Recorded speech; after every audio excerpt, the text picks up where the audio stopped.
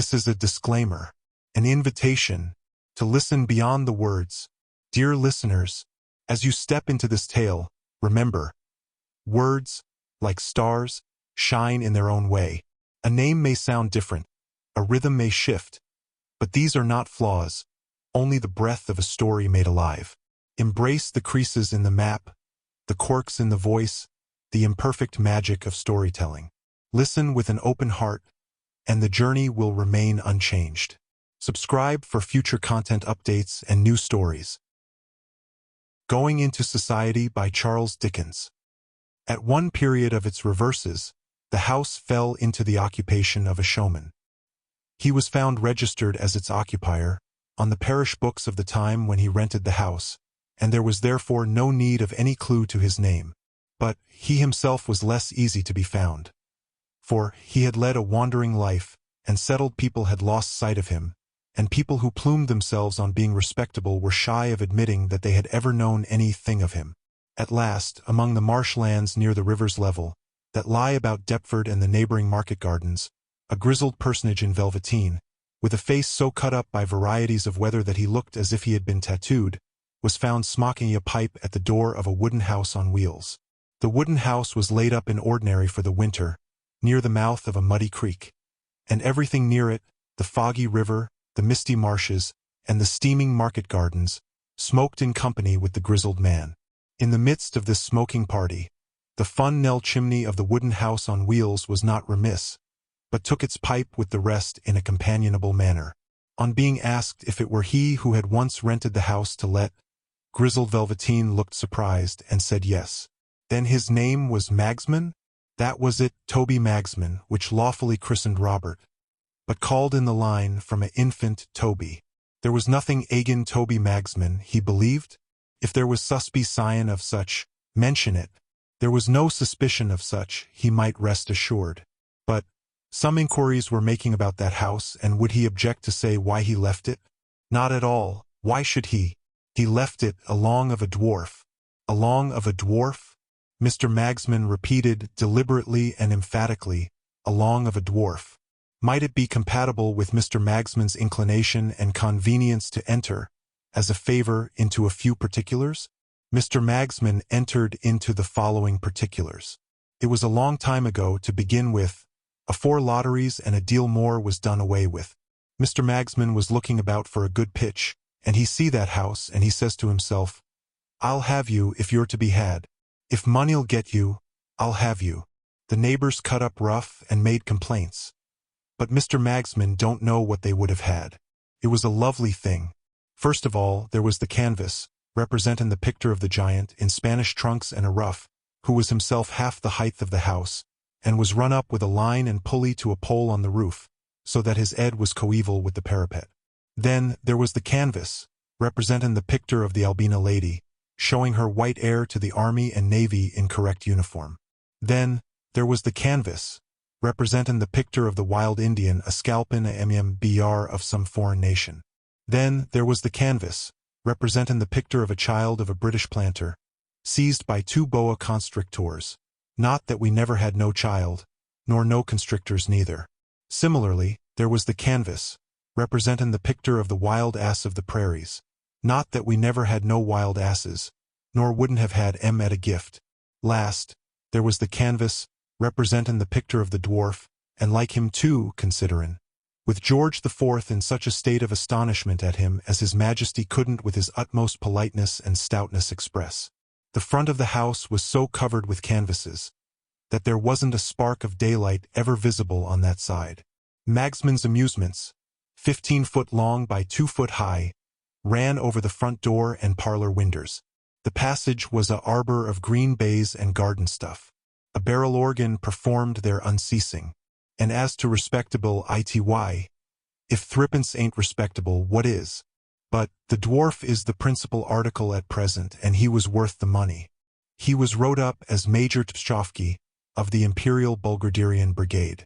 Nobody couldn't pronounce the name, and it never was intended anybody should. The public always turned it, as a regular rule, into Chopsky.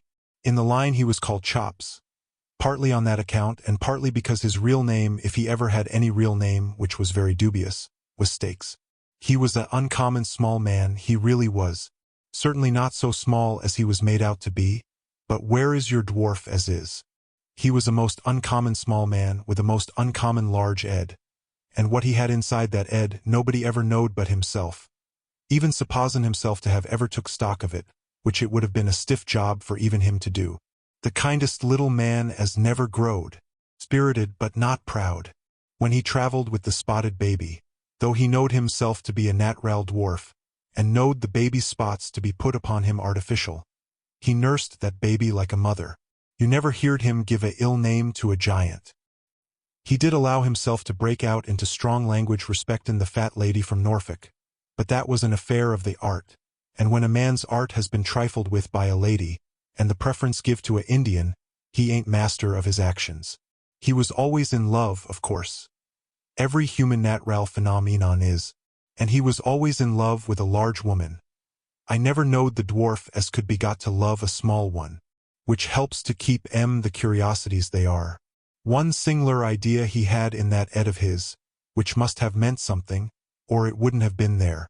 It was always his opinion that he was entitled to property. He never would put his name to anything. He had been taught to write by the young man without arms, who got his living with his toes. Quite a writing master he was, and taught scores in the line. But Chops would have starved to death, afore he'd have gained a bit of bread by putting his hand to a paper. This is the more curious to bear in mind, because he had no property, nor hope of property, except his house and a sarser. When I say his house, I mean the box, painted and got up outside like a reg'lar six-roomer, that he used to creep into with a diamond ring, or quite as good to look at, on his forefinger, and ring a little bell out of what the public believed to be the drawing-room winder. And when I say a sarser, I mean a chainy sarser in which he made a collection for himself at the end of every entertainment. His cue for that he took from me. Ladies and gentlemen, the little man will now walk 3 times round the carawan, and retire behind the curtain. When he said anything important in private life, he mostly wound it up with this form of words, and they was generally the last thing he said to me at night afore he went to bed. He had what I consider a fine mind, a poetic mind. His ideas respectin' his property never come upon him so strong as when he sat upon a barrel organ and had the handle turned. Arter the vibration had run through him a little time, he would screech out, "Toby, I feel my property coming, grind away. I'm counting my guineas by thousands, Toby. Grind away. Toby, I shall be a man of fortune. I feel the mint a-jingling in me, Toby, and I'm swelling out into the Bank of England." Such is the influence of music on a poetic mind. Not that he was partial to any other music but a barrel organ. On the contrary, hated it. He had a kind of a everlasting grudge agin the public, which is a thing you may notice in many phenomenons that get their living out of it. What riled him most in the nature of his occupation was that it kept him out of society. He was continually saying, "Toby, my ambition is to go into society. The curse of my position towards the public is that it keeps me out of society. This don't signify to a low beast of a Indian. He ain't formed for society. This don't signify to a spotted baby. He ain't formed for society. I am." Nobody never could make out what Chops done with his money. He had a good salary, down on the drum every Saturday as the day came round, besides having the run of his teeth, and he was a woodpecker to eat, but all dwarfs are. The sarser was a little income, bringing him in so many halfpence that he'd carry 'em for a week together, tied up in a pocket-handkercher. And yet he never had money, and it couldn't be the fat lady from Norfolk as was once supposed, because it stands to reason that when you have an animosity towards an Indian, which makes you grind your teeth at him to his face, and which can hardly hold you from goosing him audible when he's going through his war dance, it stands to our son you wouldn't under them circumstances deprive yourself to support that Indian in the lap of luxury. Most unexpected, the mystery come out one day at Egham races. The public was shy of being pulled in, and Chops was ringing his little bell out of his drawing-room winder, and was snarling to me over his shoulder as he kneeled down with his legs out at the back door, for he couldn't be shoved into his house without kneeling down, and the premises wouldn't accommodate his legs, was snarling. "Here's a precious public for you. Why the devil don't they tumble up?" When a man in the crowd holds up a carrier pigeon and cries out, "If there's any person here as has Got a ticket, the lottery's just drawed. And the number as has come up for the great prize is 3742. 3742. I was given the man to the Furies myself for calling off the public's attention, for the public will turn away at any time to look at anything in preference to the thing showed him, and if you doubt it, get 'em together for any individual purpose on the face of the earth, and send only 2 people in late, and see if the whole company ain't far more interested in taking particular notice of them too than of you. I say, I wasn't best pleased with the man for calling out, and wasn't blessin' him in my own mind when I see Chops's little bell fly out of winder at a old lady, and he gets up and kicks his box over, exposin' the whole secret, and he catches hold of the calves of my legs and he says to me, "Carry me into the wan, Toby, and throw a pail of water over me or I'm a dead man, for I've come into my property." 12,000 pound was Chops's win-ins. He had bought a half ticket for the 25,000 prize, and it had come up. The first use he made of his property was to offer to fight the wild Indian for 500 pound aside, him with a poisoned darning needle and the Indian with a club, but the Indian being in want of backers to that amount, it went no further. Arter he had been mad for a week, in a state of mind, in short, in which, if I had let him sit on the organ for only 2 minutes, I believe he would have bust, but we kept the organ from him. Mr. Chops come round and behaved liberal and beautiful to all. He then sent for a young man he knowed, as had a wery genteel apy parents and was a bonnet at a gaming booth, most respectable brought up. Father having been imminent in the livery stable line but unfortunate in a commercial crisis, through paintin' a old grey ginger bay and sellin' him with a pedigree, and Mr. Chops said to this bonnet, who said his name was Normandy, which it wasn't, "Normandy, I'm a-goin' into society. Will you go with me?" says Normandy. "Do I understand you, Mr. Chops, to hintimate that the whole of the expenses of that move will be borne by yourself?" "Correct," says Mr. Chops. "And you shall have a princely allowance too." The bonnet lifted Mr. Chops upon a chair, to shake hands with him, and replied in poetry, with his eyes seemingly full of tears, "My boat is on the shore, and my bark is on the sea, and I do not ask for more, but I'll go along with thee." They went into society, in a chay and 4 greys with silk jackets. They took lodgings in Pall Mall, London, and they blazed away. In consequence of a note that was brought to Bartlemy Fair in the autumn of next year by a servant, most wonderful got up in milk-white cords and tops. I cleaned myself and went to Pall Mall, one evening apinted. The gentleman was at their wine arter dinner, and Mr. Chops's eyes was more fixed in that ed of his than I thought good for him. There was 3 of 'em in company, and I knowed the third well. When last met, he had on a white Roman shirt, and a bishop's mitre covered with leopard skin, and played the clarionet all wrong, in a band at a wild beast show. This gent took on not to know me, and Mr. Chops said, "Gentlemen, this is a old friend of former days." And Normandy looked at me through a eyeglass and said, "Magsman, glad to see you," which I'll take my oath he wasn't. Mr. Chops, to get him convenient to the table, had his chair on a throne, much of the form of George IV's in the canvas. But he hardly appeared to me to be king there in any other point of view, for his 2 gentlemen ordered about like emperors. They was all dressed like Mayday Gorgias. And as to wine, they swam in all sorts. I made the round of the bottles, first separate, to say I had done it, and then mixed 'em all together, to say I had done it, and then tried 2 of 'em as half and half, and then t'other 2. Altogether, I passed a pleasin' evenin', but with a tendency to feel muddled, until I considered it good manners to get up and say, "Mr. Chops, the best of friends must part. I thank you for the variety of foreign drains you have stood so unsome. I looks towards you in red wine, and I takes my leave." Mr. Chops replied, "If you'll just hitch me out of this over your right arm, Magsman, and carry me downstairs, I'll see you out." I said I couldn't think of such a thing, but he would have it, so I lifted him off his throne. He smelt strong of Madeira, and I couldn't help thinking as I carried him down that it was like carrying a large bottle full of wine, with a rather ugly stopper, a good deal out of proportion. When I set him on the doormat in the hall, he kept me close to him by holding on to my coat collar, and he whispers, "I ain't 'appy, Magsman." "What's on your mind, Mr. Chops?" "They don't use me well. They ain't grateful to me. They puts me on the mantelpiece when I won't have in more champagne wine, and they locks me in the sideboard when I won't give up my prop 'erty. Get rid of 'em, Mr. Chops." "I can't. We're in society together, and what would society say? Come out of society, says I. I can't. You don't know what you're talking about. When you have once gone into society, you mustn't come out of it. Then if you'll excuse the freedom, Mr. Chops, were my remark, shaking my head grave. I think it's a pity you ever went in. Mr. Chops shook that deep head of his, to a surprising extent, and slapped it half a dozen times with his hand, and with more wice than I thought were in him.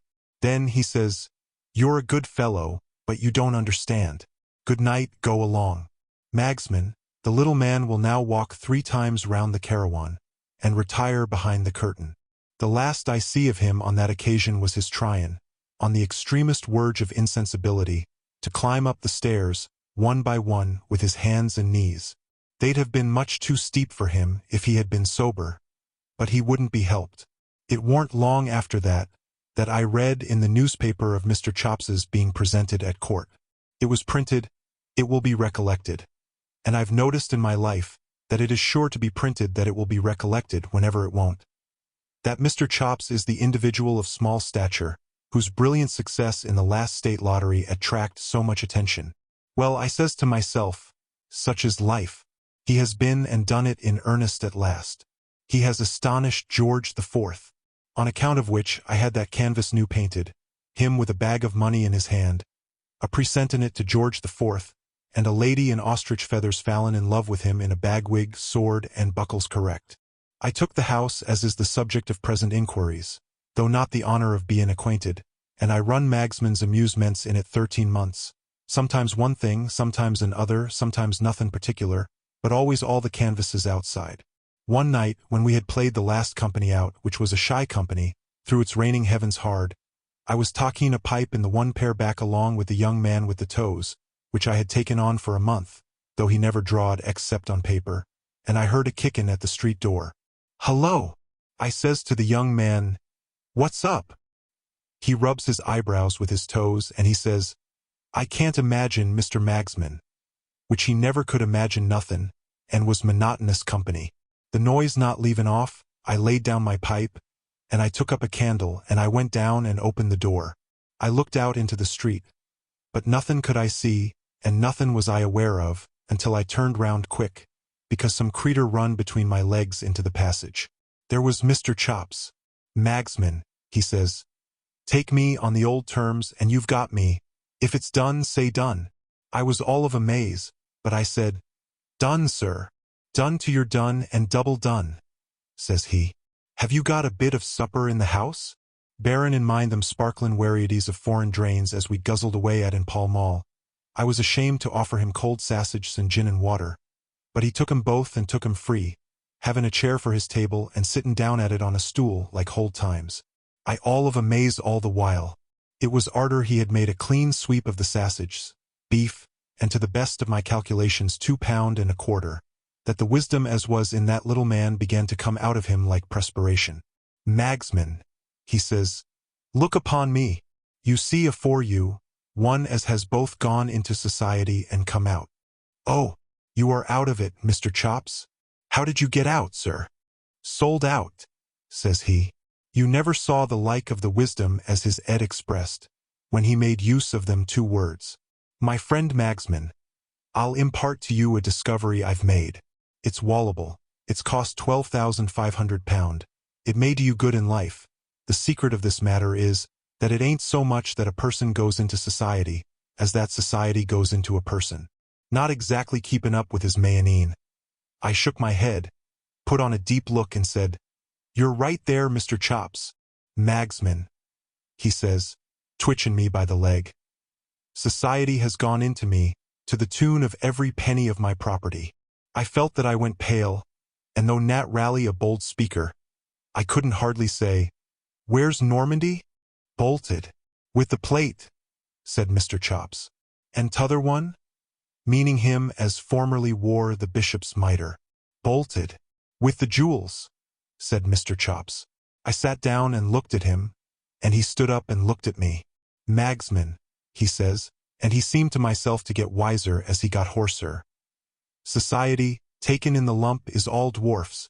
At the court of St. James's, they was all a-doing my old business. all a-goin' 3 times round the carawan in the hold court suits and properties. Elsewheres, they was most of 'em ringin' their little bells out of make-believes. Everywheres, the Sarzer was a-goin' round. Magsman, the Sarzer is the universal institution. I perceived, you understand, that he was soured by his misfortunes, and I felt for Mr. Chops. As to fat ladies, he says, giving his head a tremendous one agin the wall, there's lots of them in society and worse than the original. Hers was a outrage upon taste. Simply a outrage upon taste. Awakening contempt, carryin' its own punishment in the form of a Indian. Here he give himself another tremendous one. But there's Magsman, there's his mercenary outrages. Lay in cashmere shawls, buy bracelets, strew 'em and a lot of 'andsome fans and things about your rooms. Let it be known that you give away like water to all as come to admire, and the fat ladies that don't exhibit for so much down upon the drum will come from all the pints of the compass to flock about you, whatever you are. They'll drill holes in your art, Magsman, like a cullender, and when you've no more left to give, they'll laugh at you to your face, and leave you to have your bones picked dry by wolters, like the dead wild ass of the prairies that you deserve to be. Here he give himself the most tremendous one of all, and dropped. I thought he was gone. His head was so heavy, and he knocked it so hard, and he fell so stony, and the sassagerial disturbance in him must have been so immense, that I thought he was gone.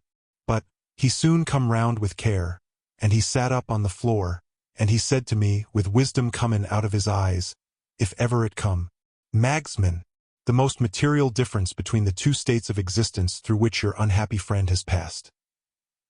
He reached out his poor little hand, and his tears dropped down on the mustachio which it was a credit to him to have done his best to grow.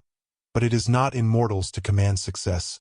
The difference this: when I was out of society, I was paid light for being seen. When I went into society, I paid heavy for being seen. I prefer the former, even if I wasn't forced upon it. Give me out through the trumpet, in the hold way, tomorrow. Arter that, he slid into the line again as easy as if he had been iled all over. But the organ was kept from him, and no allusions was ever made when a company was in to his property. He got wiser every day. His views of society and the public was luminous, bewilderin', awful, and his head got bigger and bigger as his wisdom expanded it. He took well and pulled in most excellent for 9 weeks. At the expiration of that period, when his head was a sight, he expressed one evening, the last company having been turned out, and the door shut, a wish to have a little music. Mr. Chops, I said. I never dropped the Mr. with him. The world might do it, but not me. Mr. Chops, are you sure as you are in a state of mind and body to sit upon the organ? His answer was this: Toby, when next met with on the tramp, I forgive her and the Indian, and I am. It was with fear and trembling that I began to turn the handle, but he sat like a lamb. I will be my belief to my dying day, that I see his head expand as he sat. You may therefore judge how great his thoughts was. He sat out all the changes, and then he come off. Toby, he says with a quiet smile, the little man will now walk 3 times round the carawan, and retire behind the curtain. When we called him in the morning, we found him gone into a much better society than mine or Pall Mall's. I give Mr. Chops as comfortable a funeral as lay in my power, followed myself as chief, and had the George IV canvas carried first, in the form of a banner. But the house was so dismal arterwards that I give it up and took to the wan again. I don't triumph, said Jarber, folding up the second manuscript, and looking hard at Trottle. I don't triumph over this war, thy creature. I merely ask him if he is satisfied now. How can he be anything else? I said, answering for Trottle, who sat obstinately silent. This time, Jarber, you have not only read us a delightfully amusing story, but you have also answered the K's tie-in about the house. Of course it stands empty now. Who would think of taking it after it had been turned into a caravan? I looked at Trottle as I said those last words, and Jarber waved his hand indulgently in the same direction. Let this excellent person speak, said Jarber. You were about to say, my good man? I only wish to ask, sir, said Trottle doggedly, if you could kindly oblige me with a date or two in connection with that last story? A date, repeated Jarber. What does the man want with dates? I should be glad to know, with great respect, persisted Trottle. If the person named Magsman was the last tenant who lived in the house, it's my opinion, if I may be excused for giving it, that he most decidedly was not. With those words, Trottle made a low bow and quietly left the room. There is no denying that Jarber, when we were left together, looked sadly discomposed. He had evidently forgotten to inquire about dates, and in spite of his magnificent talk about his series of discoveries, it was quite as plain that the 2 stories he had just read had really and truly exhausted his present stock. I thought myself bound, in common gratitude, to help him out of his embarrassment by a timely suggestion. So I proposed that he should come to tea again on the next Monday evening, the 13th, and should make such inquiries in the meantime as might enable him to dispose triumphantly of Trottle's objection.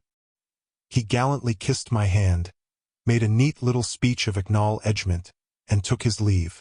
For the rest of the week I would not encourage Trottle by allowing him to refer to the house at all. I suspected he was making his own inquiries about dates, but I put no questions to him. On Monday evening, the 13th, that dear unfortunate Jarber came, punctual to the appointed time. He looked so terribly harassed that he was really quite a spectacle of feebleness and fatigue. I saw, at a glance, that the question of dates had gone against him, that Mr. Magsman had not been the last tenant of the house, and that the reason of its emptiness was still to seek. "What I have gone through," said Jarber, "words are not eloquent enough to tell. O Sophonisba, I have begun another series of discoveries. Accept the last 2 as stories laid on your shrine, and wait to blame me for leaving your curiosity unappeased, until you have heard number 3.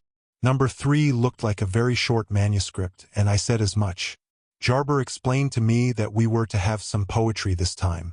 In the course of his investigations he had stepped into the circulating library to seek for information on the one important subject. All the library people knew about the house was that a female relative of the last tenant, as they believed, had, just after that tenant left, sent a little manuscript poem to them which she described as referring to events that had actually passed in the house, and which she wanted the proprietor of the library to publish. She had written no address on her letter, and the proprietor had kept the manuscript ready to be given back to her, the publishing of poems not being in his line, when she might call for it. She had never called for it, and the poem had been lent to Jarber at his express request to read to me. Before he began, I rang the bell for Trottle, being determined to have him present at the new reading, as a wholesome check on his obstinacy.